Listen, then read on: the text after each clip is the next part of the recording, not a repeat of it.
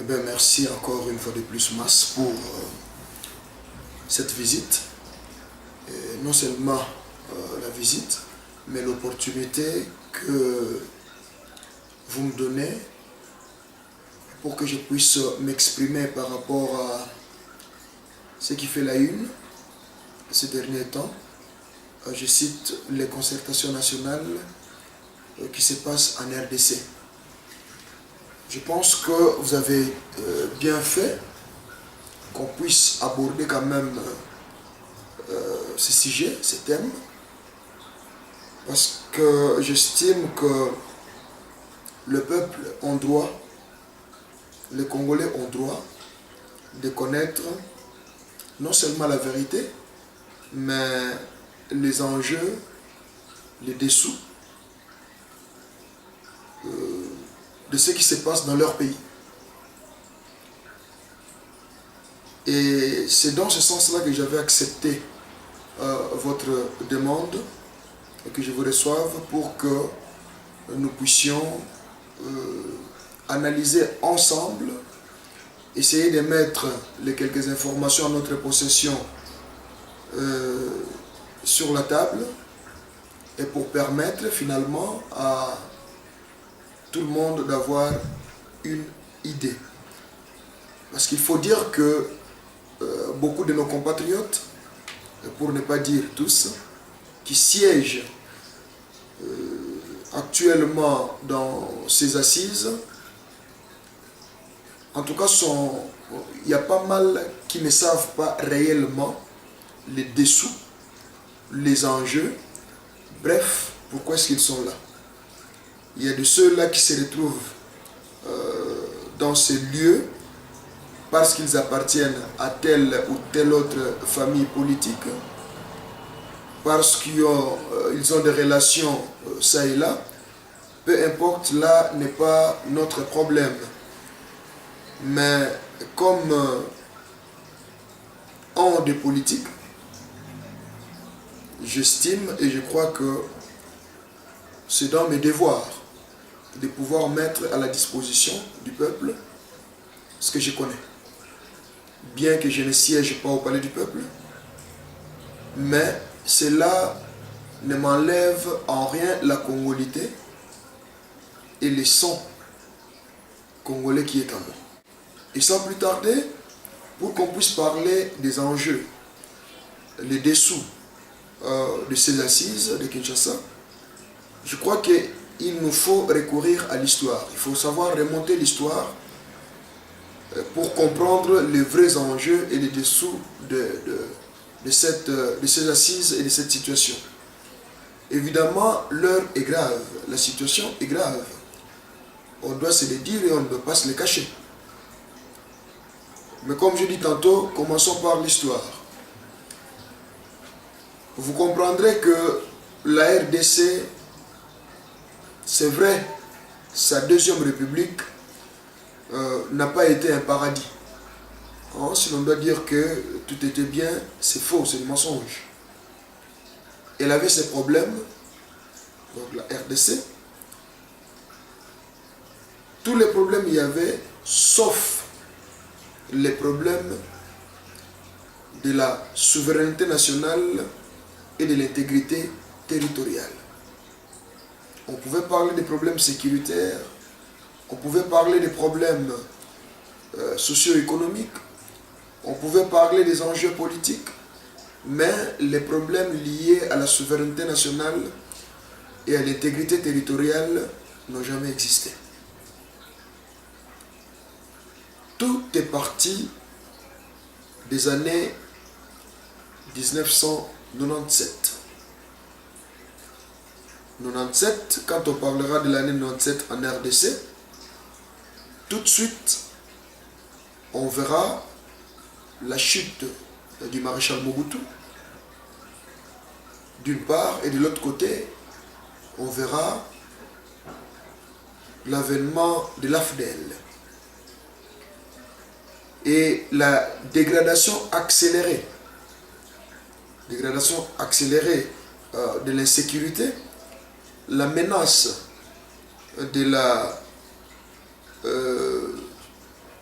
souveraineté, la menace sur la souveraineté nationale et sur l'intégrité territoriale trouve aussi son origine, en tout cas visiblement, depuis l'année 1997. Et les points, si je dois dire, forts, se jouent entre 1997 et l'an 2000. Je vais m'expliquer. Année 97, j'ai dit tout à l'heure, c'était la chute du maréchal Mobutu. Et c'était l'avènement de l'AFDEL. Nul n'ignore les conditions qui ont permis la création déjà de l'AFDEL, l'esprit de la création de l'AFDEL, et la manière, les moyens utilisés par l'AFDEL pour finalement entrer en maître ou au tombeur du maréchal Mobutu. Si je dois faire un briefing ou une brève historique sur déjà la création de l'AFDEL, la manière dont l'AFDEL a été créée, il y a on verra ce qu'on appelle des causes lointaines et des causes immédiates. Et dans les causes lointaines, bien sûr, c'est, comme je l'ai dit tout à l'heure, la dégradation du tissu socio-économique du Zaïre de l'époque, qui finalement s'est manifesté aux yeux et aux yeux de tout le monde, et que personne ne pouvait plus supporter le régime de M. Mobutu ou du maréchal Mobutu. Et il est clair, dans ce cas, les opposants s'élèvent, mais là aussi il faut dire que nous avons eu, au cours de l'histoire, des types d'opposants. Il y a eu l'opposition politique avant 1997, où vous voyez des partis comme l'UDPS, UFERI, UDI, RDR, pas mal, Palou même aussi était là, mais qui ont fait une lutte pacifique. Bien sûr, abouti ou pas abouti, les résultats tout le monde connaît. Et dans des causes immédiates, c'était aussi à quelque part l'histoire rwandaise et l'histoire ougandaise qui se manifestent, qui profilent quelque part. Dans quel sens? Du côté rwandais, c'était la chute ou la mort du président Juvenal Habyarimana. Et bien sûr, du côté ougandais, c'était aussi le changement de régime avec l'avènement du président Yoweri Museveni. Et curieusement, ces deux situations ont aussi des impacts ou des liens avec la RDC. Pourquoi? Parce que les vaincus d'hier, tant du Rwanda que de l'Ouganda, une bonne partie se sont réfugiés en RDC, au Congo. Et ce qui est clair que cette partie représentait, ou continue d'ailleurs de représenter jusqu'à ce jour, une menace pour les vainqueurs du pouvoir, c'est-à-dire le pouvoir actuel au Rwanda et le pouvoir actuel en Ouganda. Évidemment, de leur côté, ils ont cherché à se protéger pour se rassurer qu'ils peuvent être au contrôle et que les vaincus d'hier ne reviennent plus. Et nous savons comment ça se passe sur la scène politique. Face à cette situation, ils pouvaient intervenir directement eux, en RDC. Mais cela aurait été dans la violation du droit international, notamment la violation du territoire autrui. Donc ils ont réfléchi pour trouver un autre moyen, c'était d'utiliser les autochtones qui s'opposaient au régime en place. D'une part, pour les autochtones, ça serait accéder au pouvoir, et pour eux, profiter de l'accession au pouvoir des autochtones pour pouvoir mater la menace qui pesait à leur porte.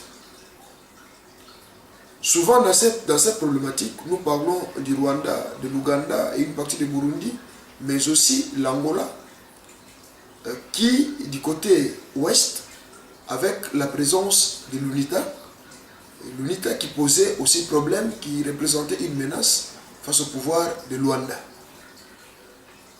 Voilà un peu les enjeux qui ont permis la création, les circonstances qui ont permis la création du premier mouvement rebelle qui était l'AFDEL.